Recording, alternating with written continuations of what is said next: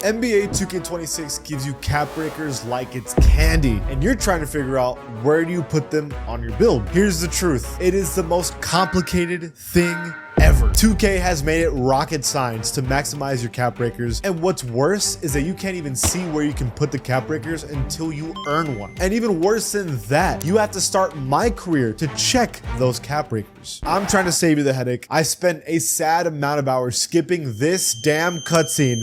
I did the math, I checked what the best players and their builds are doing, got all the data, and came up with the 5 best ways to use your cap breakers in NBA 2K26. ¿Qué pasa to the pack? It is Pack here. If you like data breakdowns of NBA 2K26 and help, please join the pack and subscribe. Let's get into this one.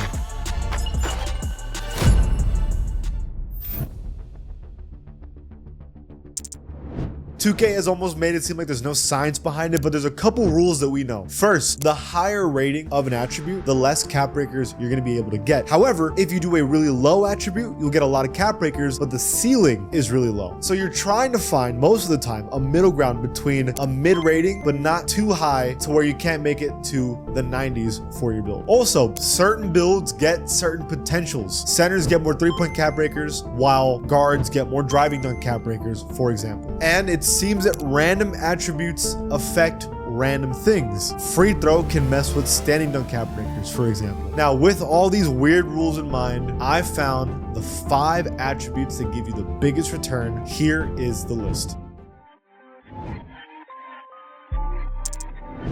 The first attribute is 2 at the same time, ball handle and spiel ball together. If you are a guard, this is the way to cheese the cap breakers on ball handle and spiel ball. This is a 6'8" shooting guard, right? The meta build. It only has a 70 ball handle. It only has a 55 spiel ball. Cooked, right? It's over. If you go to the cap breakers, here you can see you can go up to an 86 ball handle that gives you every good animation in the game, and your spiel ball from a 55 up to an 80, which gives you blur takeover and lightning launch on silver. From a 70 and a 55 all the way up to 86 and 80. Now, you would need 10 cap breakers to get it, but 10 cap breakers, if you've been playing NBA 2K26, you know is reasonable. It's an insane way to cheese this build. And here's an example of that. Here's another 6'8" shooting guard, Stop J-Dub, one of the better players in Proving Grounds, did the exact same thing with his cap breakers, and his build is nasty because of it. Crazy way to do it. Wait, we are doing a giveaway. If you want to win 75,000 VC, I am picking one lucky winner this Friday. All you have to do is subscribe to the channel and comment done, and I'll pick one lucky winner every Friday to give 75,000 VC. Let's get back to the video.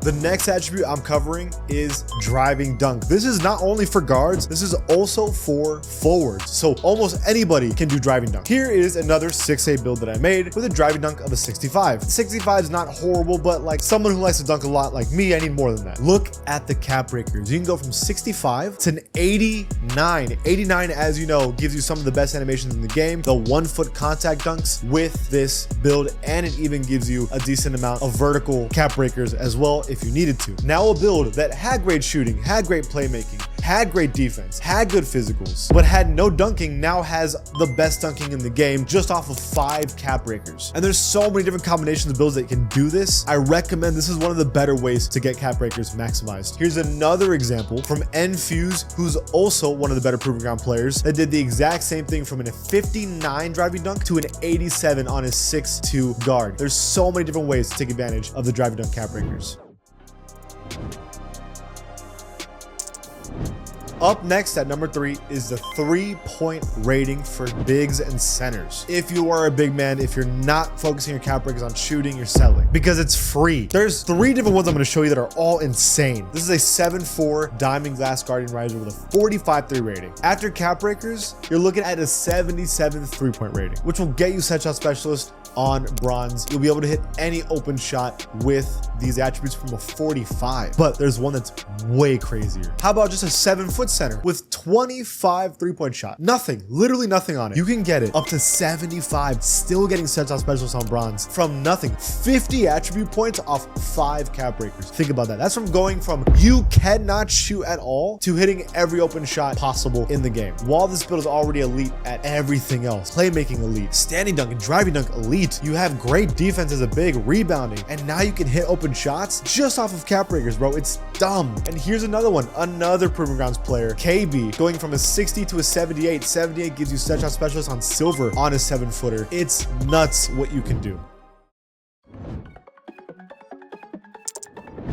At number 4, the next attribute that gives you a lot is steal, and this is specifically for guards and forwards. In fact, I do steal for my personal build. This one gives you a little less value, but it still gives you something. Here is a 6'8 shooting guard, 2-way inside-out combo guard, only a 65 steal, right? Now with your cap breakers, you can get it up to an 85. 85 gives you interceptor on gold. It goes 20 attribute points up off 5 cap breakers, and you go from a build that basically can't get steals to an elite steal grabber. Wall being a good dunker, Wall being a good shooter, Wall having elite playmaking, Wall already a good defender, and now you can get steals, and it's like you just have broken builds. Parham, again, Proving Grounds player, did the same thing from a 46 to a 77, at least giving him interceptor on silver and his perimeter D up off his cap breakers. And this build's pretty crazy with a 97 midi is just nuts, dude.